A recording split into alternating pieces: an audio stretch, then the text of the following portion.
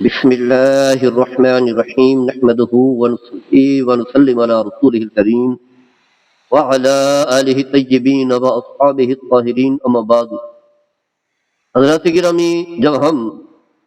YouTube دیکھتے ہیں، social media دیکھتے ہیں، یا اسی طرح جو چینل ہیں آج کل ماہ رمضان کے حوالے سے مختلف پروگرام چل رہے ہیں، تو ایسے ایسے لوگ آ کر کے روزے کے حوالے سے، نماز تراویح کے حوالے سے، دیگر اعمال صالح کے حوالے سے گفتگو کرتے ہیں جنہیں کچھ بھی پتہ نہیں ہے. ایسی دائیں بائیں کہیں سے کتابیں کھول کر دیکھ کر یا جو ہے گوگل کے ذریعے سے سرچ کر کے جو ہے وہاں کر کے وہ لیکچر دینے لگ جاتے ہیں، جس کی وجہ سے وہ خود تو گمراہ ہوتے ہیں، دوسروں کو بھی گمراہ کرتے ہیں. مثال کے طور پر تراویح کے بارے میں فقہا نے لکھا ہے، محدثین نے لکھا ہے کہ نماز تراویح سنت مؤکدہ ہے اور اس پر اجماع صحابہ ہے اور رضوان اللہ تعالی علیہ. لیکن اب کیا چل رہا ہے؟ مثال کے طور پر محمد علی مرزا ہے، ایک بہت بڑا فتنہ ہے. باقاعدگی سے اس فتنے کو تیار کیا گیا، اس کی ذہن سازی کی گئی، اسے جو ہے وہ مختلف چیزیں یاد کروائی گئیں، اور پھر اس نے کوشش کی کہ مسلمانوں کے اندر جو ہے انتشار پیدا کرے، تفریق پیدا کرے، اور ایسے ایسے باتیں لایا جس کی وجہ سے جو ہے لوگوں کے دلوں میں اسلام کے خلاف نفرت پیدا ہوئی، اللہ والوں کے خلاف نفرت پیدا ہوئی، اور پھر لوگ جو ہے آپس میں تقسیم ہوئے. تو اس نے یہ بات کہہ دی، پتہ نہیں یہ کہاں سے اس نے اپنی طرف سے گھڑی، کہیں سے سنی یا فرضی بات، کہ حنفی لوگ یہ کہتے ہیں کہ جو نماز تراویح نہ پڑھے تو اس کا روزہ ہی نہیں ہو. اس پر بحث کرنے لگ گیا کہ تراویح جو ہے وہ تو بدعت ہے، تراویح بدعت ہے، روزہ اعلیٰ عمل ہے. اس پر جو ہے خوب جو ہے شور مچا رہا ہے، جبکہ حقیقت یہ ہے کہ روزہ فرض ہے، اسلام کا رکن ہے. اسلام کے جو 5 ارکان ہیں ان میں سے ایک رکن ماہ رمضان کے روزے ہیں، اور اللہ تبارک و تعالیٰ نے ماہ رمضان کے روزوں کو فرض کیا ہے، جیسے کہ فرمایا یا ایھا الذین آمنوا کتب علیکم الصیام کما کتب علی الذین من قبلکم لعلکم تتقون. ایمان والو، تم پر روزے فرض ہیں جیسا کہ تم سے پہلے جو قومیں گزری ہیں ان پر بھی روزے فرض تھے تاکہ تمہارے اندر تقوی آ جائے. نماز تراویح میرے آقا صلی اللہ تعالی علیہ وسلم نے 3 راتیں قیام اللیل کا اہتمام، یعنی رات کو جاگنا، لمبی عبادت کرنا، اور پھر صحابہ اور رضوان اللہ تعالی عنہم اجمعین جب کسی کو پتہ چلتا تو پھر دوسرے دن، تیسرے دن، یعنی 3 راتیں اتنے سارے صحابہ جمع ہو گئے کہ مسجد میں جگہ رکھنے کی، بیٹھنے کی، نماز پڑھنے کی جگہ ہی نہیں تھی. اور پھر آپ صلی اللہ تعالی علیہ وسلم نے صحابہ کا ایک شوق دیکھا، جذبہ دیکھا، پھر آپ نے چھوڑ دیا، کیونکہ آپ کی عادت مبارکہ تھی کہ کوئی عمل کرتے پھر چھوڑ دیا کرتے تھے، کہیں ایسا نہ ہو کہ امت پر جو ہے واجب ہو جائے، فرض ہو جائے، لازم ہو جائے، اور امت کو کمزور ہے، طاقت نہیں رکھتی، نہیں کر پائے گی. تو آپ نے چھوڑ دیا، 3 راتیں بس آپ نے ماہ رمضان میں قیام اللیل کیا. لیکن حضرت عمر بن خطاب رضی اللہ تعالی عنہ خلفاء راشدین میں شامل، یہ وہ صحابی ہیں کہ جن کی رائے کے مطابق اللہ تبارک و تعالیٰ نے احکام نازل کیے، قرآن کا نزول ہوا. حضرت عمر کی خواہش تھی کہ یہ کام ہونا چاہیے، اللہ نے قرآن کے احکام نازل کر دیے، جیسے پردہ ہے اور باقی احکام. یہ وہ عظیم صحابی ہیں. آپ جب خلیفہ بنے تو آپ نے دیکھا کہ مسجد کے اندر لوگ جو ہے کہ الگ نماز پڑھ رہا ہے، قیام اللیل کر رہا ہے، کوئی چند جو ہے لوگ مل کر کے نماز پڑھ رہے ہیں. آپ کو عجیب سی چیز لگی، تو آپ نے ایک امام کی اقتداء میں کہا، حضرت ابی بن قعب اور حضرت تمیم داری، یہ دونوں بڑے عظیم صحابی بھی تھے اور خوبصورت قرآن پڑھا کرتے تھے، ان کے اقتداء میں جو ہے نماز تراویح کا اہتمام کیا. باقاعدگی سے 20 رکعات امام کے اقتداء میں پورا قرآن پڑھا گیا، اور آپ نے خود بھی پڑھائے. آپ نماز فرض پڑھایا کرتے تھے، اور نماز تراویح جو ہے یہ 2 صحابہ جو ہے اور رضوان اللہ تعالی علیہم اجمعین جو ہے پڑھایا کرتے. اور پھر سارے صحابہ موجود ہیں. خلفاء راشدین میں خود حضرت عمر ہیں اور رضی اللہ تعالیٰ عنہ دوسرے خلیفہ ہیں، پھر حضرت عثمان غنی ہیں اور رضی اللہ تعالیٰ عنہ تیسرے ہیں، حضرت علی المرتضیٰ ہیں اور رضی اللہ تعالیٰ عنہ تیسرے چوتھے خلیفہ ہیں. اور اس کے علاوہ بکثرت ہزاروں کی تعداد میں صحابہ ہیں تو گویا کہ یہ اجماع صحابہ بن گیا۔ تو جس طرح احکام شریعہ قرآن سے ثابت ہوتے ہیں، حدیث سے ثابت ہوتے ہیں، اسی طرح اجماع صحابہ ہو، اجماع مجتہدین ہو، اجماع فقہا ہو، اس سے بھی احکام شریعہ ثابت ہوتے ہیں، اس پر عمل کرنا ضروری اور لازم ہوتا ہے۔ اور بنیاد نبی کریم صلی اللہ تعالی علیہ وسلم کا عمل موجود تھا۔ تو پھر اجماع ہو گیا، اور یہ بات یاد رکھیں کہ میرے آقا صلی اللہ تعالی علیہ وسلم نے فرمایا علیکم سنتی و سنت الخلفاء الراشدین المہدیین، تم پر لازم ہے کہ میرے طریقے بھی اپناؤ، اور جو میرے خلفاء راشدین ہیں ابو بکر، عمر، عثمان، علی رضی اللہ تعالیٰ عنہ،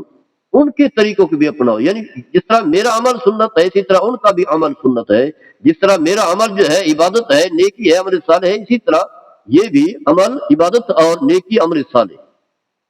اور پھر علماء نے اس پر رائے دی ہے، اجماع ہے، جو شخص جو ہے جان بوجھ کر چھوڑے گا وہ گناہ گار ہوگا، جبکہ یہ کہہ رہے ہیں کہ گناہ بھی نہیں ہے، کہ اگر نہیں پڑھتا تو کوئی حرج نہیں ہے، کوئی گناہ نہیں ہے، جبکہ علماء نے لکھا ہے کہ جو شخص جو ہے جان بوجھ کر چھوڑتا ہے تو فرمایا مسیح ہے، گناہ کرنے والا ہے، برا کام کر رہا ہے، گناہ کا ارتکاب کر رہا ہے۔ لیکن اس نے کہہ دیا، اپنی فرضی بات کہہ دی۔ ہمارے ہاں کیونکہ لوگ ویسے ہی دین سے دور ہیں، عمل سے دور ہیں، خاص کر کے نوجوان،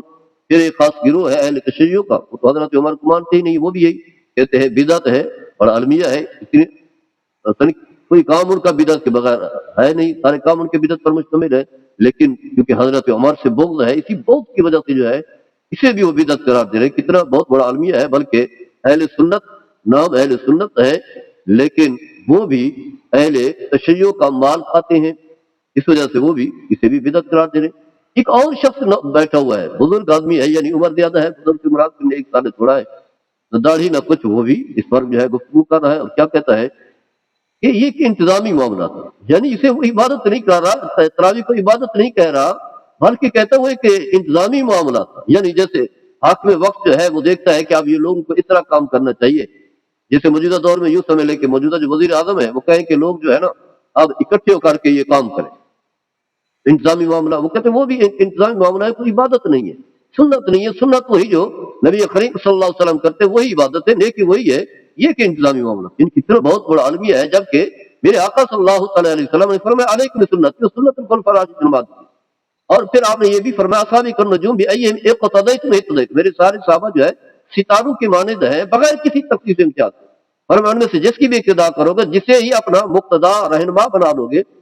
ہدایت پا جاؤ گے۔ اور پھر وہ عجیب آدمی ہے، یعنی لفظ جو ہے مروجہ ہے، اس مفعول کا صیغہ روجہ سے مروجہ، لیکن وہ کہتا ہے مروجہ، پتہ نہیں کیا کہ لفظ بولی، یعنی اسے اردو بولنی بھی نہیں آتی۔ اور پھر حضرت ابی بن کعب رضی اللہ تعالیٰ عنہ کا نام بھی صحیح نہیں آ رہا، وہ کہہ رہا ابی بن کعب، یعنی ابی بن کعب، ابی ہے جبکہ وہ ابی کہہ رہا ہے، یعنی جسے صحابی کا نام صحیح نہیں آ رہا، اردو کا لفظ صحیح نہیں بول رہا، وہ بھی جو ہے وہ اس کلام کی تشریح کر رہا ہے، وہ بھی بتا رہا ہے کہ یہ تراویح جو ہے انتظامی معاملہ۔ کیسے کیسے چہرے جو ہے ہمارے سامنے بیٹھے ہوئے ہیں، کیسے کیسے لوگ آ جاتے ہیں۔ اور یہ بات یاد رکھیں حضرات گرامی، ہر دور میں مسلمان نماز تراویح پڑھتے رہے، صحابہ کی مثال آپ کے سامنے ہے، اور یہ خیر القرون ہے، اس کے بعد جو ہے تابعین ہیں، اتباع تابعین ہیں، ائمہ مجتہدین ہیں۔ اور پھر میرے آقا صلی اللہ علیہ وسلم کا فرمان واضح ہے، فرمائے ید اللہ علی الجمع، اللہ کا ہاتھ جو ہے وہ جماعت پر، یعنی جماعت سے مراد جماعت اہل سنت، جس کے بارے میں میرے آقا صلی اللہ علیہ وسلم نے فرمایا کہ معنی علیہ واصحابی، اہل سنت یعنی 73 فرقوں میں سے جو ایک فرقہ جو ہے وہ نجات پائے گا، فرمایا وہ ہے کہ جس پر میں ہوں اور میرے صحابہ ہیں۔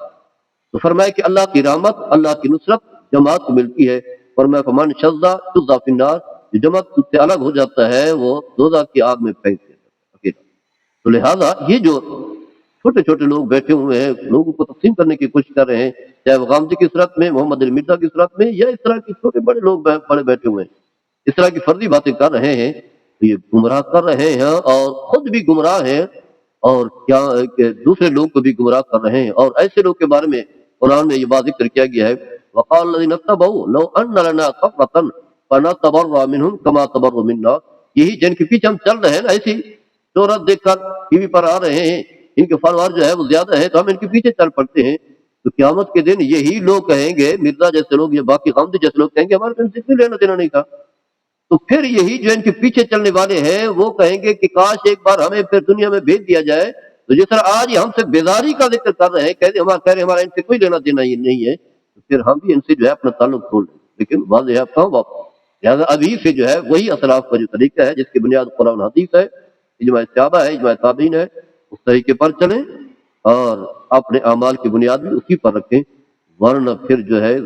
آپ دنیا میں رہ رہے ہوں گے، کام تو کر رہے ہوں گے ظاہری طور پر نیک عمل، لیکن اس کی کوئی حیثیت اور کوئی وقات نہیں ہوگی. اور یہ بات یاد رکھیں، اگر کوئی نماز تراویح نہیں پڑھتا اس کا روزہ ہو جاتا ہے، روزہ فرض ہے، تراویح سنت موقع، لیکن تراویح چھوڑنے کی صورت میں گناہ گار ہوگا، سنت موقع کا تارک ہونے کی وجہ سے گناہ گار ہوگا. اسی طرح اگر ایک شخص جو ہے روزہ رکھتا ہے نماز نہیں پڑھتا تو اس کا روزہ تو ہو جائے گا، نماز چھوڑنے کی صورت میں جو کہ اسلام کا رکن ہے گناہ گار ہوگا. یا اگر کوئی نماز پڑھتا ہے روزے نہیں رکھتا، روزے نہ رکھنے کا گناہ ہوگا. ہر ایک عبادت الگ ہے، یہ بات تو واضح ہے. تراویح بھی عبادت ہے، نماز تراویح بھی عبادت ہے الگ، نماز فرض نماز الگ عبادت ہے، روزہ الگ عبادت ہے، لیکن یہ ساری عبادت سر انجام دینی ہے، کیونکہ اللہ نے یہ فرمایا یا ایھا الذین آمنوا ادخلوا فی السلم کافہ ولا تتبعوا خطوات الشیطان انہ لکم عدو مبین. اے ایمان والو پورے کے پورے اسلام میں داخل ہو جاؤ، کسی شیطان کے پیچھے نہ چلو کیونکہ وہ تمہارا کھلا دشمن ہے. اللہ تعالی ہم سب کو عمل کرنے کی توفیق عطا فرمائے. وما علی الا البلاغ.